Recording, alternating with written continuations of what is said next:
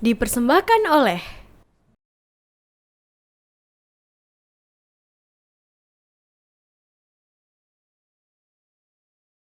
Bismillahirrahmanirrahim. Assalamualaikum warahmatullahi wabarakatuh. Pemirsa TVmu dimanapun Anda berada, Alhamdulillah puji syukur kehadirat Allah Subhanahu wa Ta'ala karena program podcast TV Show bisa kembali hadir menemani dan menjumpai Anda semuanya bersama dengan saya Vini Auliani.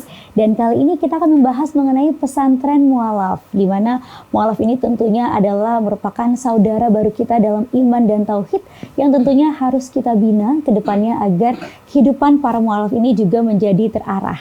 Dan kali ini kita akan membahasnya bersama dengan Lembaga Dakwah Komunitas PP Muhammadiyah dan juga Lazismu, di mana pesantren mualaf ini adalah program dari kedua bidang tersebut. Dan sudah ada saat ini bersama-sama dengan saya kedua narasumber, langsung saja kita sapa. Sudah ada Bapak Agus Tri Sundani yang merupakan Wakil Ketua dari Lembaga Dakwah Komunitas PP Muhammadiyah. Assalamualaikum Ustaz Agus. Waalaikumsalam warahmatullahi wabarakatuh. Apa kabar Ustaz? Alhamdulillah. Alhamdulillah baik ya Ustaz ya. Dan juga ada Bapak Nazori Autor yang merupakan Koordinator Pesantren Mualaf dari Lazismu PP Muhammadiyah. Assalamualaikum Pak Autor. Waalaikumsalam Mbak Vini. Sehat Pak Autor? Alhamdulillah sehat. Alhamdulillah. Ya senang sekali, terima kasih Ustadz Agus dan juga Pak Autor sudah bisa meluangkan waktunya untuk berbagi cerita ini dengan pemirsa TVmu tentang pesantren mualaf. Seperti kita tahu ini, mualaf ini adalah saudara yang harus kita rangkul ya Pak ya. Karena dengan segenap hatinya ini menjadi saudara baru dalam iman dan tauhid kita. Nah, saya ke Pak Agus terlebih dahulu. Pak Agus, mungkin ini bisa diceritakan bagaimana sih awal mulanya pesantren mualaf ini hadir, tercetus itu menjadi sebuah program agar bisa membina mualaf-mualaf yang ada. Ya, pesantren mualaf yang ada itu di berbagai daerah ya. Ada yang di Baduy itu mempunyai cerita yang sangat unik. Cantik lah ceritanya itu. Dulu dai-nya ini sendiri dulu adalah dari mualaf, lalu jadi dai, lalu dia mengajak kepada yang lain. Nah, ceritanya itu ya dulu awalnya mengenyar Pak Kasja ya. Pak Kasja itu mualaf artinya Pak Kasja itu mualaf. Setelah itu dia jadi dai di situ, disekolahkan sampai oleh Muhammadiyah, dibina dia oleh dai Muhammadiyah dan disekolahkan. Dan setelah jadi dengan janji balik lagi ke situ. Ya, jadi balik lagi ke situ menceritakan atau mengajak teman-temannya. Nah, mengajaknya itu ceritanya unik sekali. Ada yang karena HP itu bisa masuk pesantren gitu ya. Cuman pesantren mualaf di situ kenapa banyak dikerjasamakan dengan oleh Pak Kasja ini dengan membuat rumah, membuat apa itu karena mualaf di situ ya membutuhkan binaan yang cukup intensif, tapi bukan dari agama ini ya, dari agama non ya agama alam lah. Mereka itu kalau dari segi pendanaannya ya cukup sederhana sebenarnya. Rumah dibuatkan rumah mualaf itu di situ dipindahkan oleh ini LDK jangan dengan pembinaan spiritualnya, lalu oleh Lazis nanti ada pembinaan secara ekonomi itu ya. Nah, di situ ada pesantren mualaf yang di Kalimantan, terus di Kokoda, itu di Mentawai, Berau itu ada. Cuman di sana masih sifatnya ya dikumpulkan oleh dai kita, ada dai kita di sana. Dai itu dikumpulkan dan di sana pesantren-pesantren itu ya 1-2 yang datang itu bukan banyak itunya. Nah, di situ ada dulu di Sulawesi di bagian Pak Samsir Tasbih itu dulu pernah jadi dai di sana, mensantrenkan mualaf di sana. Ya. Mualafnya bernama Samsir Tasbih. Oh, dainya Pak Samsir Tasbih sekarang sudah almarhum lah dia. Masya Allah. Ya. Tapi ada yang meneruskan. Ya. Baik Pak Agus, menarik sekali ya. Jadi ini dari mualafnya itu bahkan dengan mengikuti pembinaan dari pesantren mualaf ini, ada yang menjadi dai yang kemudian mendakwahkan kembali nilai-nilai Islam itu kepada mualaf-mualaf yang ada di daerah tersebut. Ya. Jadi yang kalau di Baduy ini gini, antiknya itu dia pesantren belum jadi pesantren, mualaf dulu. Setelah mualaf dibina oleh Pak Kasja itu jadi pesantren, dibuatkan rumah, buatkan musola, itu ya itu dibuatkan itu kelompok. Nah ini jadi problem itu untuk pemberdayaan ekonominya masih ini. Jadi itu sederhana kelompok-kelompokkan itu jadi komunitas sekarang udah banyak. Jadi sudah banyak yang masuk Islam.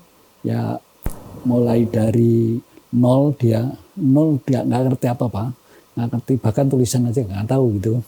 Ya tulisan nggak tahu kamu tahu pingin ini, pingin handphone, iya apa kamu harus masuk Islam.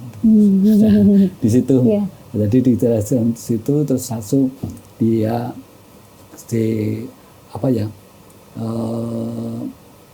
istilahnya dia itu ingin tahu, terus akhirnya masuk Islam. Tapi kalau Baduy dalam, kalau masuk Islam sudah boleh dikeluarkan dari komunitasnya.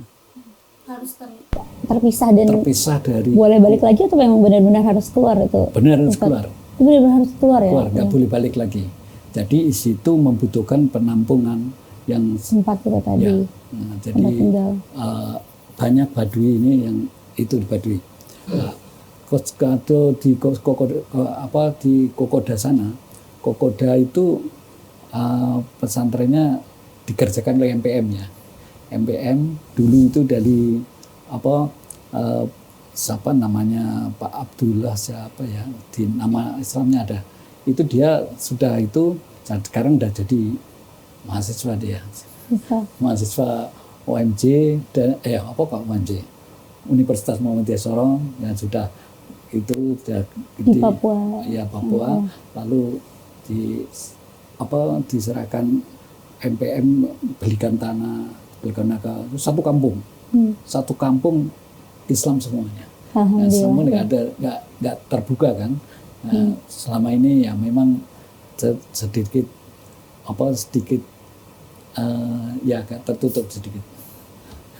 Iya, baik, menarik sekali karena itu pembinaannya juga sampai menyediakan tempat tinggal ya, karena tadi untuk mualaf yang dari Baduy dalam itu mereka harus terpisahkan dari kelompoknya sehingga mereka butuh tempat tinggal seperti tadi.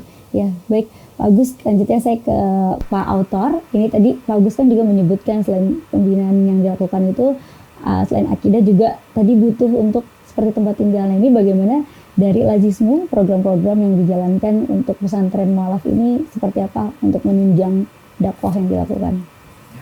Baik, terima kasih. Dari Lajismu sendiri ya, karena memang Lajismu secara organisasi menjadi unsur pembantu pimpinan di pimpinan pusat Muhammadiyah, yang tugasnya ini kan selain menghimpun dana, juga menyalurkan dan mendistribusikan dana itu untuk para penerima manfaatnya. Khususnya itu kan 8 asnaf itu. Nah, salah satunya ya mualaf ini, Mbak. Nah, kenapa kemudian pesantren mualaf ini menjadi bagian tak terpisahkan dari program-program yang ada? Meskipun program Ramadan di Lajismu itu kan banyak ya. Pertama kan ada sebar takjil, kemudian yang kedua ada back to masjid, kemudian yang ketiga ada mudik muaman, yang keempat ada pesantren lansia, dan pesantren mualaf ini ya menjadi satu kesatuan sebenarnya yang memang perlu disampaikan ke masyarakat bahwa program-program ini adalah program-program yang memang menarik seperti itu. Emang kan kemudian yang menjadi pertanyaan, kenapa harus ada pesantren mualaf ini ya? Pertama memang Lajismu kan tidak bisa melakukan proses-proses penyaluran dana zakat ini secara sendiri. Pasti membutuhkan mitra. Sekarang kan eranya kolaborasi ya. Nah, yang terdekat adalah dengan lembaga dakwah khusus di pimpinan pusat Muhammadiyah. Nah, inilah yang akhirnya menjadi sebuah kegiatan utama yang perlu didukung oleh Lajismu itu sendiri.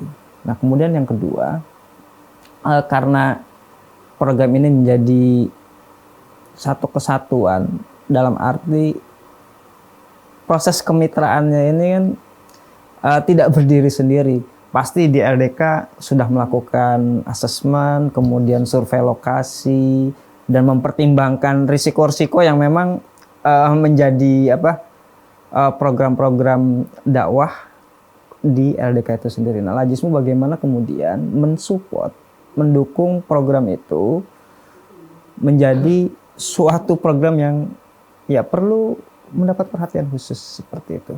Ya, apalagi kita tahu bahwa mualaf di sini kan juga tidak hanya orang yang dilembutkan hatinya, Pak Agus ya, tidak hanya dilembutkan hatinya, tetapi juga bagaimana nanti program ini kan nggak cukup 3 bulan, 6 bulan, setahun, pasti akan panjang seperti, karena kan mereka akan mengalami 2 transformasi seperti itu. Pertama, dia akan mengalami transformasi keyakinan atau akidah ya, dari akidah sebelumnya ke akidah yang sekarang yang dia pilih. Kemudian yang kedua, transformasi identitas secara sosial. Nah, ini yang perlu didampingi kan, nggak cuma spiritualnya aja. Nah ini kan juga perlu dipikirkan bahwa mereka-mereka ini yang kemudian mengalami proses hijrah secara akidah ini perlu mendapat perhatian yang tidak hanya secara spiritual, tapi juga pemberdayaan yang sifatnya mungkin ekonomi nantinya seperti itu. Tadi juga Pak Agus juga sudah memberikan contoh, dan saya memang pernah mengikuti program-program itu yang ada di Baduy seperti itu, melihat langsung dan ternyata panjang gitu kan. Oh iya, ternyata nggak cukup dengan sentuhan spiritual, mereka juga perlu sentuhan lain, yaitu ekonomi. Rumahnya ada, dan kemudian bagaimana rumah itu, misalnya jika rumah itu sangat tidak layak ya, ini kita bantu untuk direnovasi seperti itu. Itu yang terjadi di Baduy kira-kira tahun 2018-2019 ketika itu saya melihat langsung ya Pak Kasca yang memang melakukan pendampingan secara total dan berkelanjutan seperti itu. Kemudian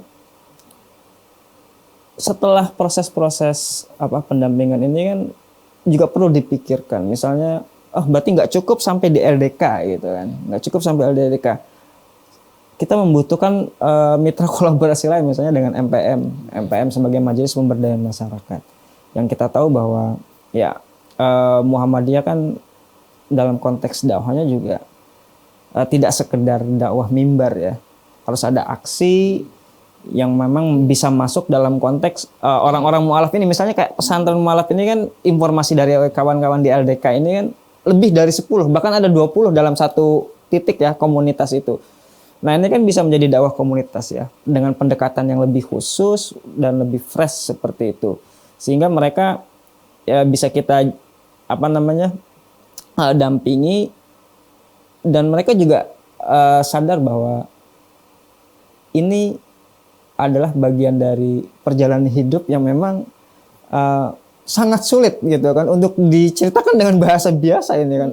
Apalagi dalam perspektif filantropi kan, ini Lajismu yang memang harus menyalurkan dana zakatnya ini ya harus benar-benar ke penerima manfaat yang memang benar-benar sangat tepat sasaran dan membutuhkan itu ya, mualaf itu seperti itu. Itu sih Mbak Pin. Ya, baik, betul sekali Pak Autor, ini sangat membutuhkan banyak kerjasama, kolaborasi bahkan dari lintas majelis ya. Untuk itulah Lajismu sebagai penghimpun dana tentunya tidak bisa bergerak sendiri, sehingga berkolaborasi dengan lembaga LDK ini agar bisa semuanya terjalin dan tepat sasaran ya, untuk dana-dana yang terima dari masyarakat itu sampai kepada mereka yang membutuhkan, apalagi termasuk juga dari salah satu asnaf atau orang yang berhak mendapatkan zakat, yaitu para mu'alaf. Baik Pak Autor dan juga Pak Agus serta pemirsa, kita akan lanjutkan kembali. Kita simak dulu yang berikut ini. Pemirsa, terima kasih masih bersama kami dalam podcast TV Show. Kita lanjutkan kembali pembahasan kita mengenai pesantren mu'alaf. Saya lanjutkan kembali ke Ustadz Agus terlebih dahulu. Ustadz Agus tadi juga mengatakan bahwa para mu'alaf ini sangatlah membutuhkan pembinaan ya, Ustadz ya, dan juga pendampingan yang sangat intensif gitu. Nah, ini pembinaan seperti apa nih yang dilakukan oleh lembaga dakwah khusus? Kira-kira berapa lama dan berapa orang juga yang turun serta ke lapangan, ke Baduy untuk membina baik secara spiritual juga membenarkan akidah mereka sebelumnya. Ya, di sana cukup ada dai ya, ada sekitar 5 dai di sana yang membina secara intensif. Ya, itu tempatnya kan bukan ngelompok gitu. Jadi hidupnya itu senengannya ya berkelompok, satu kelompok lain gitu. Nah, jadi itu makanya bikin musolanya banyak gitu. Nah, itu didatengin kalau LDK pusat ya sekali-sekali tiap bulan Ramadan gitu atau bulan apa gitu ya. Nah, di sana cuman kita sudah taruh dai. Dai kita di sana ada membina ya bidang akidahnya, terutama akidahnya ya, agar dia tidak keluar lagi gitu. Nah, terutama kalau akidahnya baik, dia akan menjadi manusia yang baik. Nah, kalau akidahnya baik gitu, jadi dibina, lalu dai-nya itu terus-terusan di sana. Kita kan kirim dai setahun sekali ya, setahun sekali. Nah, itu dia bertugas 2 tahun. Nah, setelah 2 tahun nanti ganti lagi. Ada juga yang menetap gitu. Dai di situ mengadakan pembinaan akidah di situ. Lalu juga secara dikelompokkan.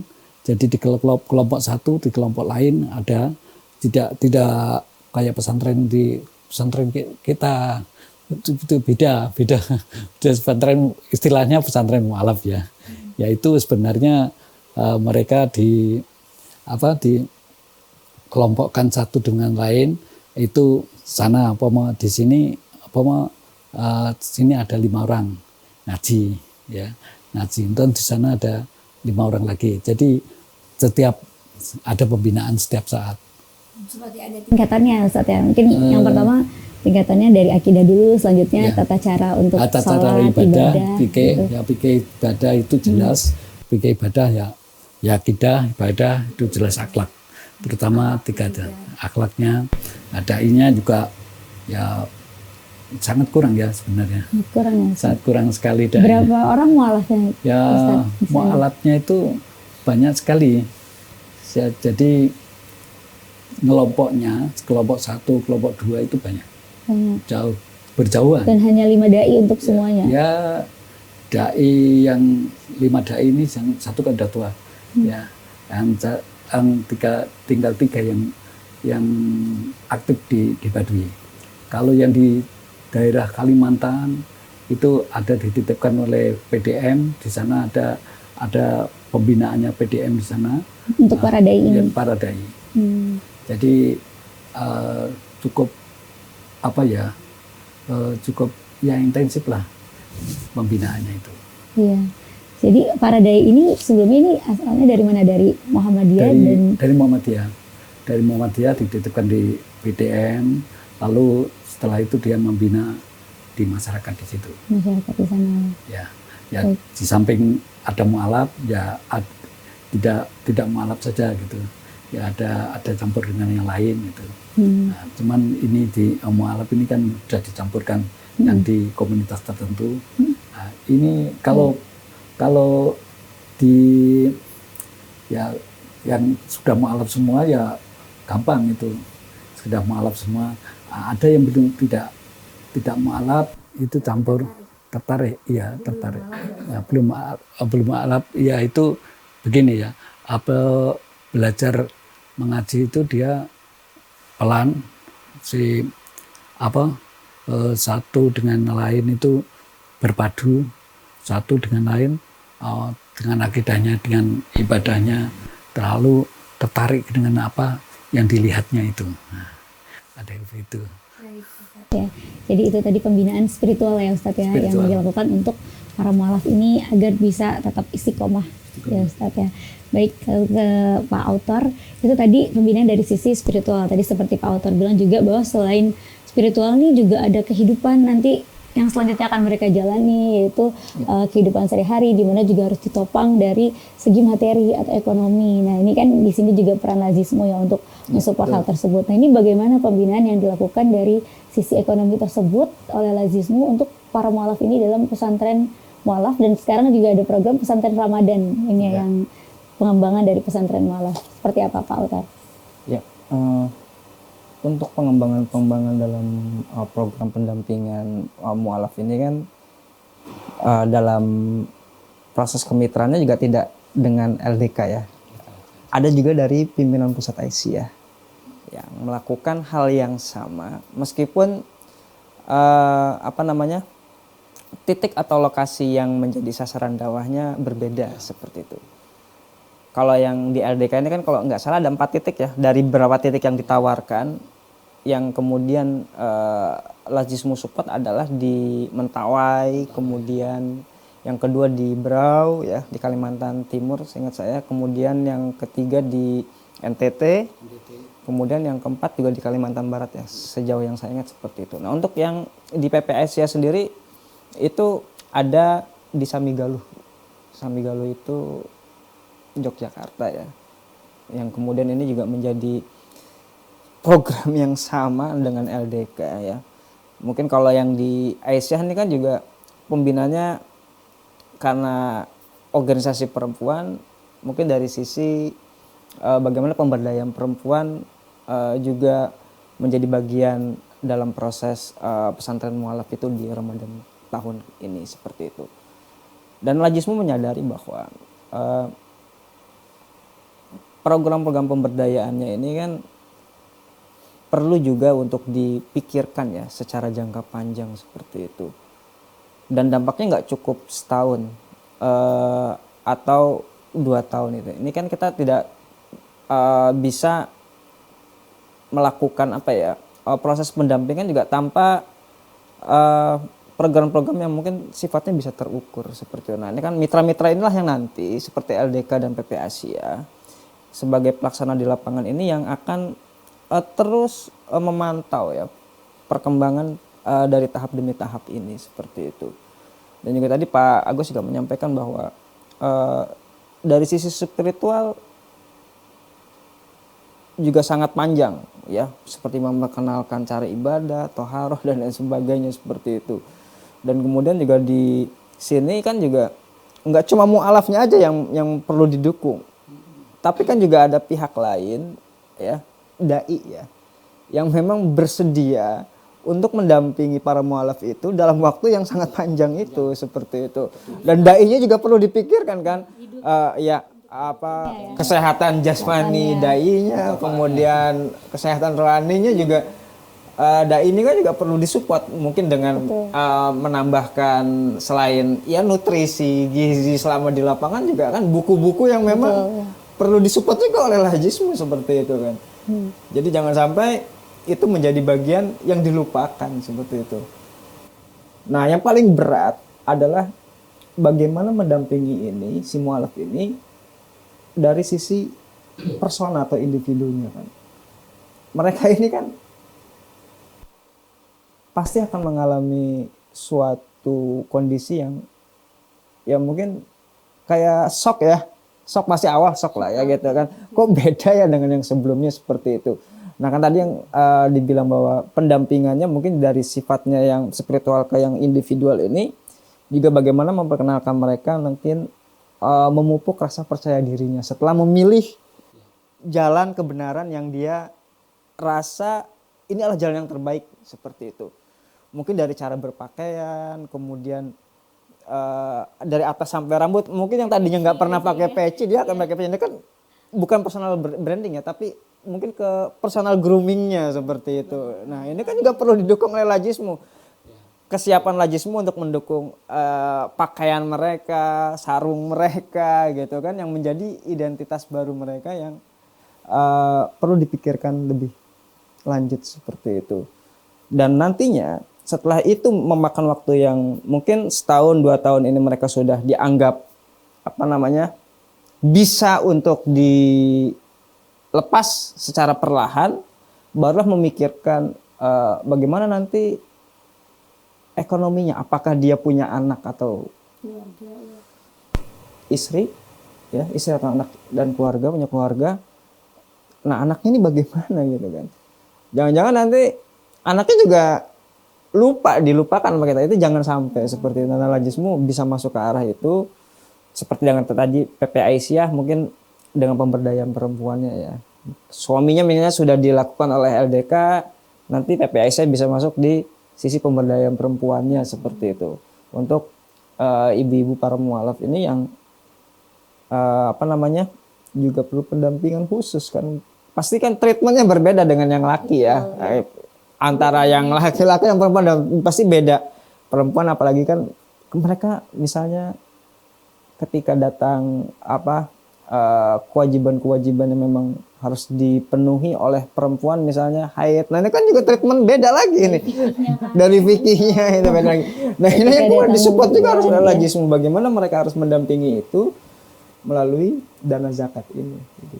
Baik ya. Jadi itu ternyata proses pembinaannya cukup panjang ya. Cukup panjang. Dan ada banyak tahapan juga yang harus dilakukan dan juga intensif. Tadi ternyata untuk pembinaan dari sisi spiritual saja sampai setahun, bahkan ada yang mencapai 2 tahun ya. Dan dari sisi pendanaan materi juga tidak hanya terfokus pada para mualaf, tapi juga para dai. Karena jangan sampai dainya ini sudah bersedia dakwah ke pelosok, tapi keluarganya nanti jadi terlantar kan, jangan sampai seperti itu juga. Jadi kita ceritakan tentang perjalanannya ya. Perjalanannya baik itu ini. Cukup panjang padat ya. Baik Ustadz dan juga autor serta pemirsa, kita akan lanjut kembali membahas, tapi kita jeda dulu sejenak dengan pesan-pesan berikut ini.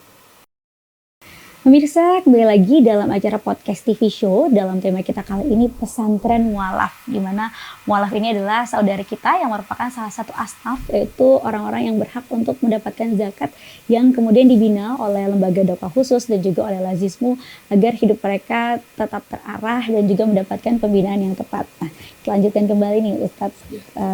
Tadi Ustadz juga mengatakan bahwa yang menarik salah satunya ada di NTT. Nah itu NTT. Seperti apa Ustadz, dan tantangannya juga seperti apa? NTT itu pertama dulu masjidnya itu menarik. Dulu masjidnya itu cuman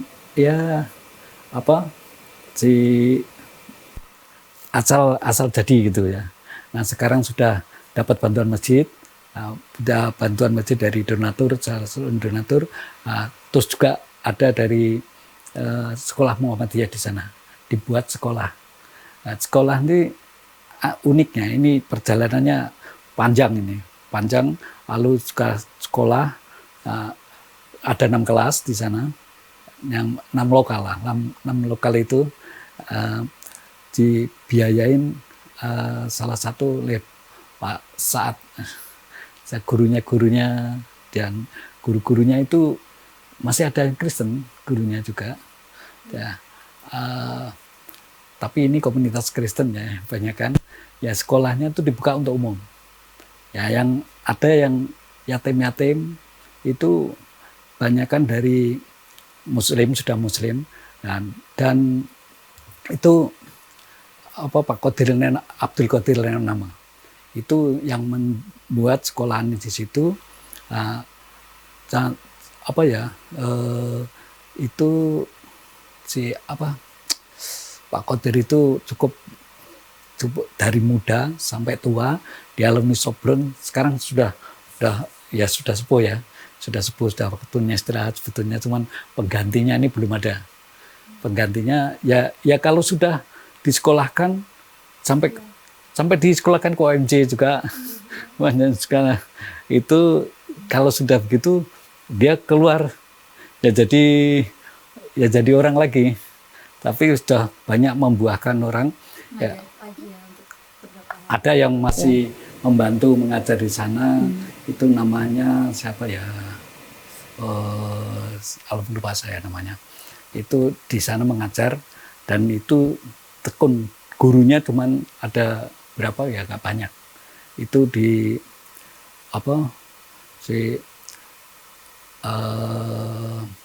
apa ya, si di sekolahnya gratis, ya. Nah, anak-anak ini pada masuk, ya yang Kristen sekali ada sekolah di situ, sekolah di situ, bahkan banyak, mayoritas non Muslim sana, non mayoritas. Nah di situ itu jadi komplek luas tanahnya luas sekali ya. Saya pernah ke sana 3 kali, tanahnya itu luas sekali. Nah luas itu dibangun satu yatim itu kan membutuhkan bantuan apa dai-nya ya Pak Utar. Itu dari Lazis, dulu Lazis juga pernah ke sana membantu penerangan ini apa daerah Triu ya, Pak Kotir itu di Triu dengan penerangan apa itu lampu ini tenaga surya. Jadi tenaga surya di sana. Nah, itu juga berebut itu tenaga surya. Sekarang sudah ada listriknya, sekarang sudah listrik sudah masuk. Ya. Ustaz, pernah nggak ada penolakan ataupun mungkin juga ada kendala yang dihadapi saat menjalankan dakwah di sana, ataupun mungkin juga dari kendala dari ustadznya, misalnya pembina-pembina dai-dai yang bertugas di sana ini kekurangan misalnya, seperti apa kira-kira kendala yang ditemui? Ya kendalanya ya banyak sih ya. Ya tentu penentangan sih sebetulnya nggak ada. Pak Kodir ini pandai menjelaskan, dan dari rumah ke rumah, tadinya dari rumah ke rumah, terus sekarang yang anaknya pada sekolahnya di sekolahan itu ya, terus masjidnya jauh sekali, sekian kilo itu dari rumah. Masjidnya itu ya sini gereja-gereja semua banyak semua, terus langsung gereja-gereja lah, itu masjidnya di Teliu itu tengah gereja, di jadi tengah gereja, ya agak jauh lah dengan gereja itu, agak jauh. Nah itu berangkat ke sana itu ya, dulu belum ada jalannya tuh masih Pak Kodir itu kalau sekarang udah diberikan motor sama Lazis ya. Nah, berikan motor Lazis dulu pakai kuda itu masih antik. Masih antik pakai kuda. Kudanya itu enggak, sekarang kuda itu dipakai mengambil air. Ambil airnya jauh ya. Terus sekarang sudah diusahakan oleh MPM, jadi MPM sudah ikut membantu di sana, di 5 titik. Jadi dari airnya itu sumbernya di bawah sekali. Nah, itu dibor dari bawah ke atas gitu. Jadi kendalanya 5 titik. Ya lebih ke 5 karena diesel. Jauh-jauh ya lokasinya itu tadi. Ya, karena kalau listrik nggak mati ya itu nggak tahu pemerintah nggak tahu ya, pemerintah kurang peduli dengan itu ya.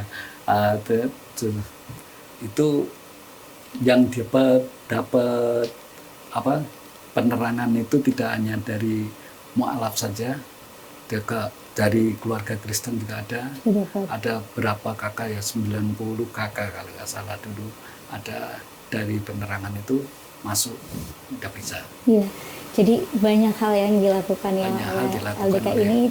Dari awalnya pesantren mualaf berkembang menjadi ada sekolah juga, dan tempat ibadah tadi masjid di situ bisa hadir juga dibangun, dan dakwahnya juga menyasar tidak hanya untuk mualaf tapi juga masyarakat sekitar yang non muslim ya, Ustadz ya. Ya, baik, menarik sekali. Nah ini ke Pak Utar. Kalau dari Pak Utar sendiri, apa ada pengalaman ketika terjun langsung juga ke daerah-daerah pesantren mualaf di sana, khususnya pada saat Ramadan, misalnya pesantren mualaf Ramadan dari Pak Utar ataupun juga teman-teman Lazis lain pada saat menjalankan tugas di sana? Ya, kalau saya pribadi ya, sejauh yang saya ingat 2 kali ya, saat itu untuk ikut terlibat bagaimana sih program ini dilaksanakan sama LDK seperti itu. Tapi catatan menariknya seperti ini Mbak Vini, bahwa tadi diceritakan kan lokasinya kan unik-unik ya. Ada sampai termasuk yang di Baduy seperti itu. Dan sejauh ini kan kalau diistilahkan sama kawan-kawan LDK ini kan dai pedalaman ya, dai pedalaman. Nah kalau versinya Lajismu ini kan kawasan yang memang bagi kawan-kawan Lajismu itu menyebutnya dulu kalau apa bercandaan kita apa Pak Agus, Pak Kumis ya, Pak Kumis itu, Pak Kumis itu kan padat, kumuh dan kantong-kantong kemiskinan baik di kota atau di desa seperti itu. Dan tapi kan dalam konteks yang lebih modern, kemudian kalau pakai perspektifnya SDGs kan jadi daerah kawasan 3T ya. 3T yaitu terluar, terdepan dan tertinggal seperti itu. Nah, pengalaman yang bisa saya rasakan saat itu saat yang ada di Baduy itu ya, di Baduy ketika mengikuti dari awal sampai akhir. Karena memang tadi benar apa yang dikatakan bahwa dari sisi mualafnya itu hanya dari satu sudut pandang yang memang sudut pandang utama itu ya. Tetapi bisa banyak hal yang dilakukan kayak gitu. Dari Ramadan bisa ke kurban. Artinya program ini berlanjut gitu kan. Berlanjut. Nah, pengalaman saya saat itu dari Ramadan ke kurban bahwa mereka juga kita berikan bantuan daging kurban ya, yang alhamdulillah mereka tuh sangat senang sekali seperti itu. Ya karena seumur-umur juga mereka kan ketika dalam fase kehidupan transformasi keyakinan ini kan belum pernah merasakan daging kurban itu kayak apa gitu kan. Gitu. Oh ternyata caranya seperti itu. Mereka akhirnya tahu, kemudian inilah pelajaran yang bisa saya petik ya saat itu bahwa ketika turun ke lapangan dengan kawan-kawan di LDK ini, oh enggak seperti yang saya bayangkan bahwa pendampingan mualaf ini mungkin risiko-risiko yang dihadapi oleh dai ini seperti dulu kan keselamatannya, kemudian tapi ini dilakukan secara gembira gitu, karena pendekatannya kan juga sudah berubah ya, zaman juga berubah, kemudian cara berdakwahnya juga berubah seperti itu. Jadi mereka sejauh saya ingat Pak Kasja ya juga ternyata di rumahnya juga memfasilitasi mereka datang, memfasilitasi mereka artinya dengan model tempat dakwah yang memang menurut saya sangat antik ya. Dibikin ada kayak semacam rumah panggung, kemudian di situ ada buku-buku bacaan banyak gitu kan. Jadi si mualaf ini datang ke sana bisa milih buku yang mau dibaca apa gitu kan. Nah ini kan jadi nyaman, menarik. Oh ternyata cara dakwahnya kawan-kawan LDK ini ya variatif dan unik seperti itu. Enggak cuma bilisan ya, tapi kan juga bilhalnya juga dapat seperti itu. Nah, dari pengalaman-pengalaman itu yang kemudian ini kan juga menjadi sangat bermanfaat untuk Lajismu ya. Dari sisi fundraising misalnya, bisa kita ceritakan storytellingnya ke masyarakat bahwa ini yang dilakukan oleh Lajismu dan mitra-mitra Lajismu seperti itu. Dan apalagi di Ramadan tahun ini kan program itu ada lagi dan perlu sangat diketahui oleh masyarakat dan masyarakat mendukung program-program ini seperti itu. Nah ini kan salah satu cara kita juga untuk melakukan informasi keluar ke masyarakat apa yang telah dilakukan dan dampaknya seperti apa. Seperti itu. Jadi dari pengalaman itu yang kemudian saya meyakini bahwa tugas para dai ini selain sangat berat juga, tapi ada unsur-unsur yang memang menggembirakan dan menyenangkan. Dengan dakwah itu kan juga harus menyenangkan gitu. Ya kalau dalam Muhammadiyah kan jadi biar si audiennya ini juga merasa nyaman, kemudian tidak membosankan. Itu yang saya lihat yang dilakukan oleh kawan-kawan LDK ya di Baduy seperti itu. Jadi mereka juga menyesuaikan dengan tradisi dan juga budaya di sana ya. Betul. Jadi kita mungkin di sini yang membayangkan, akan berat, akan banyak ancaman tadi ataupun mungkin juga mencekam. Tapi ternyata ketika tadi Pak Autor langsung terjun ke lapangan di sana ternyata berbeda dan menggembirakan, ternyata dapat dilakukan oleh para dai ini Para dai, gitu. betul. Dan tentunya ini juga membutuhkan support dari masyarakat, terutama dari muzaki yang nantinya memberikan dana-dana zakat tersebut untuk terus mendukung para mualaf ini. Ya, betul. Baik, Makanya seperti baik itu. Ustadz dan juga Pak Utohar serta pemirsa, kita akan lanjutkan kembali, namun kita simak dulu yang satu ini. Pemirsa, terima kasih masih bersama kami dalam podcast TV Show. Kita lanjutkan kembali perbincangan kita mengenai pesantren mualaf, yang kini juga ada programnya pesantren Ramadan, pesantren Ramadan mualaf dari Razismu. Nah, ke Pak Ustadz Agus, ini dari lembaga dakwah komunitas sendiri, bagaimana jika ada para mualaf ini yang mungkin sebelumnya sudah membangun komunitas tersendiri dan ingin mendapatkan bimbingan ini dari LDK, apa yang harus dilakukan, menghubunginya kemana? Ya, mualaf yang datang, kalau yang datang ke sini ya kita bina, ya kita langsung arahkan ke tempat mana dia akan dapat binaan gitu. Jadi ada beberapa tempat yang di pusat sini jarang ada sering ada yang lewat, tapi kadang mualafnya dari mana ini? Nah, kita tanya, rupanya minta dana. Gitu. Minta dana, ya. Ya, itu kita arahkan aja. Jadi kita arahkan, sudah itu ya ada yang kok anak mualaf macam-macam. Mualaf macam-macam. Tapi kalau yang di daerah itu udah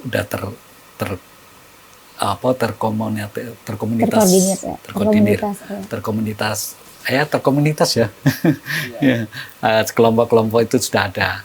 Jadi kalau yang di daerah itu benar-benar ya mualafnya benar, ya si mengetahuinya juga benar, terus dia lakukan oleh pembinaan oleh dai kita, yang cuman ini dai yang satu ini Kasja ya, Imron, ada Pak Pak Ngkos di sana, ada tiga dai yang masih aktif. Pak mertuanya juga dari dai juga. Jadi bikin pesantren di sana, di Baduy sana ada. Jadi satu keluarga itu mualaf ya? Oh enggak, ini asli Islam dulu kita Islam. Kirim di sana, mungkin pesantren di sana. Ya terus mengajar di sana. Ya mengajar di sana. Yang mualaf satu, yang sekarang itu udah populer ya. Populer dari beberapa TV juga mewawancarai dia gitu. Ya jadi terus kegiatan mencari bantuan musola juga tidak hanya dari Lazis saja, juga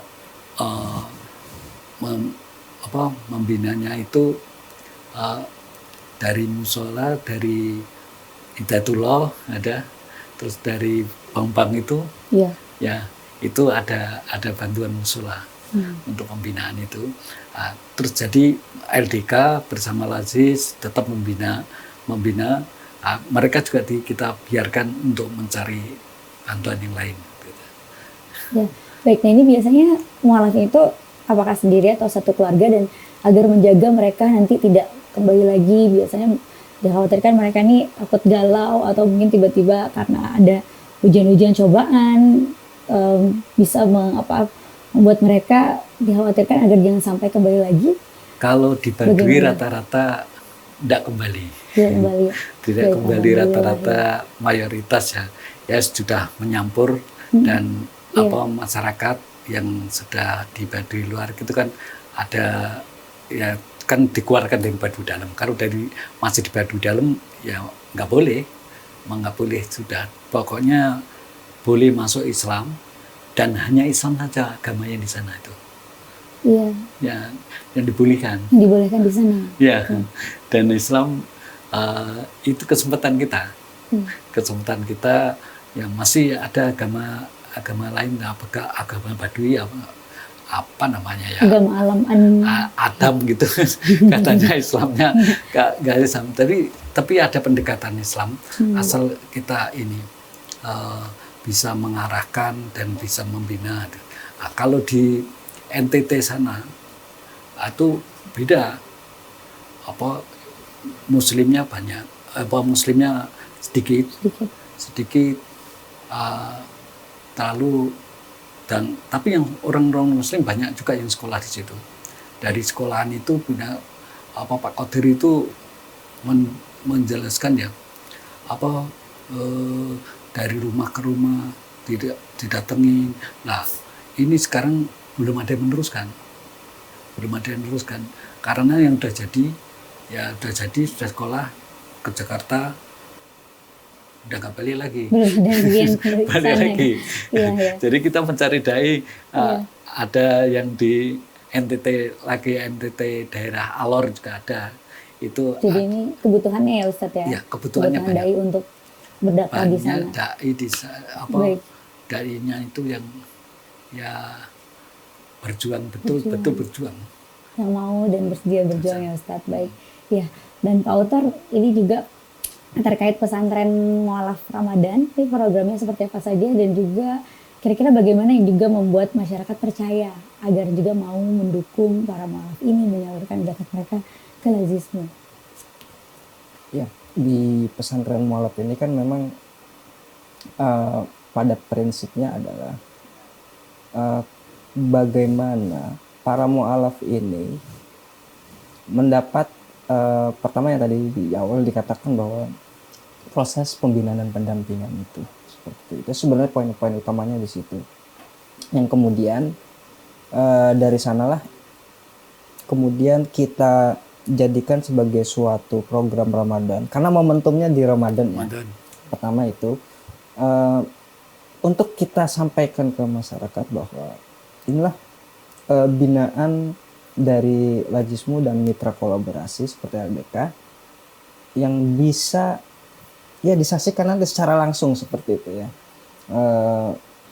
dalam program-program pemberdayaan para asnaf ini seperti itu.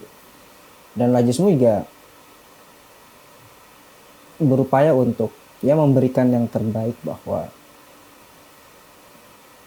program pemberdayaan mualaf ini diharapkan jangka panjang ya, yang melibatkan banyak pihak ya, terutama di mitra-mitra Lajismu ini sehingga mereka kedepannya juga menjadi bagian dari pribadi ya yang berkualitas seperti itu ya, yang berkualitas juga bisa berbaur dengan masyarakatnya secara toleran, kemudian mereka berinteraksi juga lebih mudah, aman, nyaman, yang pada akhirnya juga mereka akan kembali untuk melihat bahwa perjalanan hidup mereka ini ternyata banyak didukung oleh berbagai pihak seperti itu. Apalagi tadi kan juga disampaikan oleh Pak Agus yang di daerah-daerah terpencil itu mereka kan juga interaksinya juga bagus ya. Iya. Dengan kaum yang atau dengan warga yang non muslim seperti itu.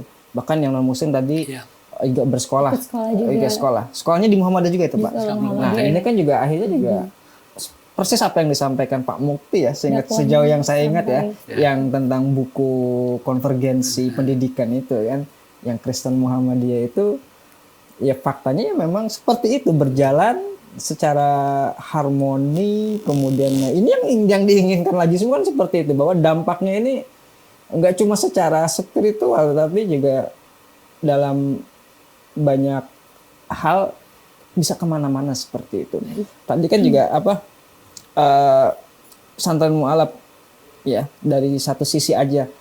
Nah dalam konteks momentum Ramadan ini kan juga misalnya mualaf itu musholahnya misalnya juga kurang mendapat perhatian ya, sarananya kurang misalnya, kemudian alat-alat atau instrumen pendukungnya tidak ada. Nah ini bisa masuk dalam program back to masjidnya juga ikut masuk di dalamnya kayak gitu Mbak Vini. Jadi terintegrasi ya? Jadi terintegrasi seperti itu. Ini kalau program pesantren yang Ramadan mualaf ini ada di beberapa daerah atau daerah mana saja?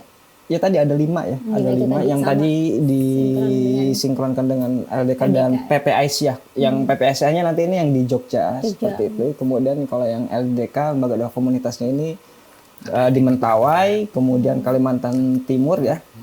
di Berau, Kalimantan Barat. di Kalimantan Barat dan di NTT. Sejauh ini yang disampaikan kawan-kawan LDK untuk yang akan dilaksanakan di sana seperti itu. Baik, ya.